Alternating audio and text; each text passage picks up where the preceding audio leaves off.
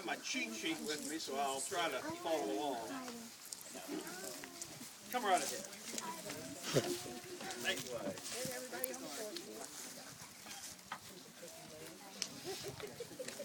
I want to thank you all for coming very, very much. We're overwhelmed with the turnout for this 2 o'clock performance. We're rank amateurs. This is our first attempt at ever doing anything like this. We have no idea what we were doing. We hope you enjoyed it. We really do.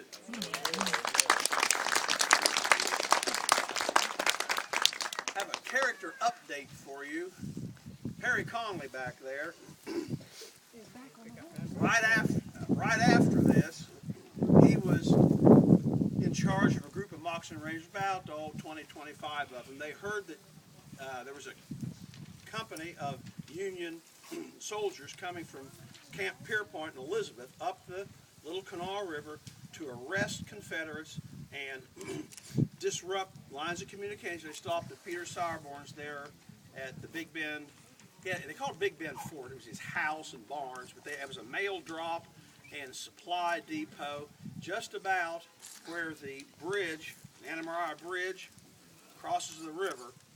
Almost underneath it was where, on the west side, is where Peter Sauerborn's house was. And he was a German, well, he was a Prussian, but he was a German, and they always complained he couldn't speak English very well, but he got himself killed. He was a Confederate, got himself killed over there. So he was with Perry Conley, stopped the Union Army at the Battle of Sycamore. He brought guys from Arnoldesburg, and they came to Millstone, started up Millstone Hill, and then you know where it says left-hand Fork Creek. That right there is just one hill, and you're in Russet. That's the way they wouldn't dare think of coming out like we do on 16 Mount Zion. It's too steep.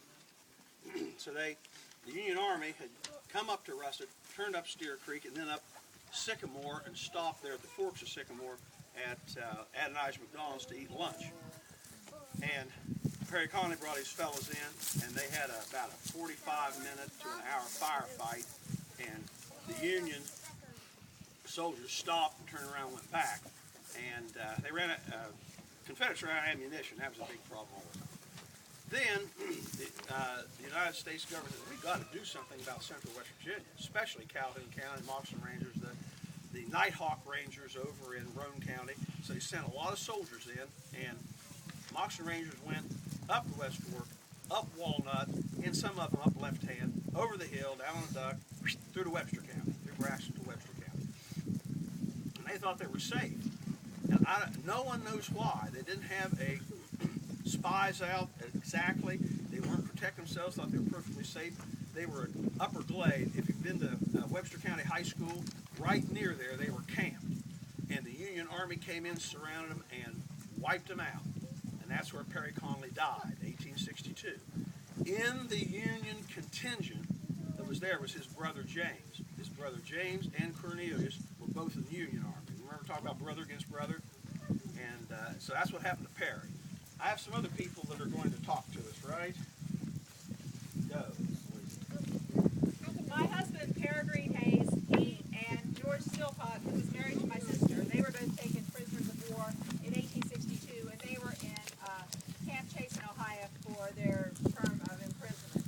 After the war, Peregrine came back to Arnoldesburg, and there he managed the farm there, and he also helped manage his father, Samuel Hays' household in Gilmer County.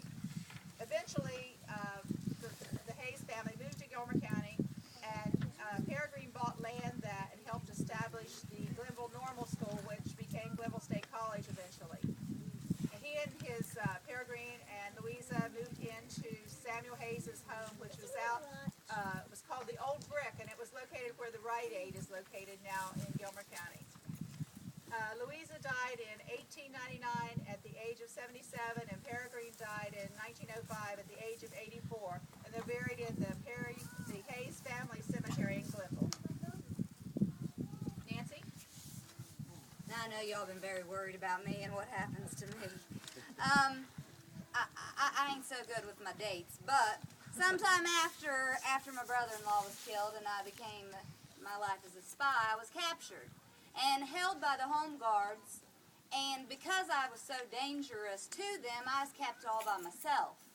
Now, a couple mistakes they made all along the way left a guard there with me, keeping me captured, and I started making eyes at him, and he started making eyes back at me, and so eventually I got myself out of where I was being held, and he had himself a rifle too, or a pistol, and I said, well, why don't you let me hold that pistol? I want to compare it to my own rifle, see how heavy it is.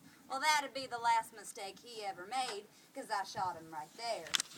Stole his horse, and next day led about 200 rebel soldiers into the town of Summersville, and we seized it. So, y'all don't need to worry about me. No one ever got me. I lived to be a rightful old age. I married the love of my life here, Joshua Douglas, and he's also a moccasin ranger, and that was the life of Miss Nancy Hart.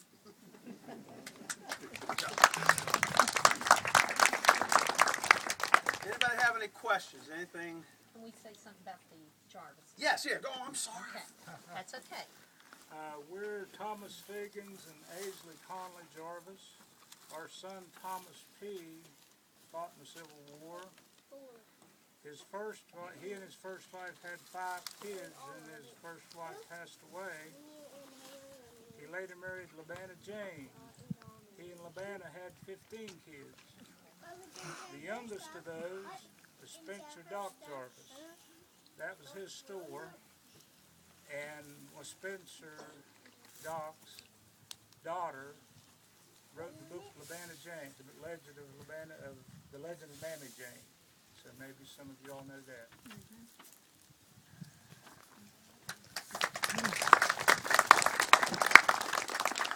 Anybody else I forgot? Okay. Okay. Thank you.